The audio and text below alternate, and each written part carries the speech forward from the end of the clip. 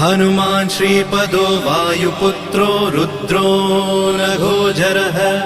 अमृत्यवीरवीरश्च ग्रामवासो जनाश्रयः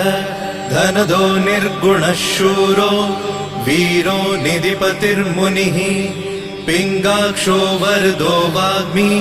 सीता शोकविनाशकः शिवः शर्वः परो व्यक्तो व्यक्तो धराधरः पिङ्गकेशः पिङ्गरोमा श्रुतिगम्यः सनातनः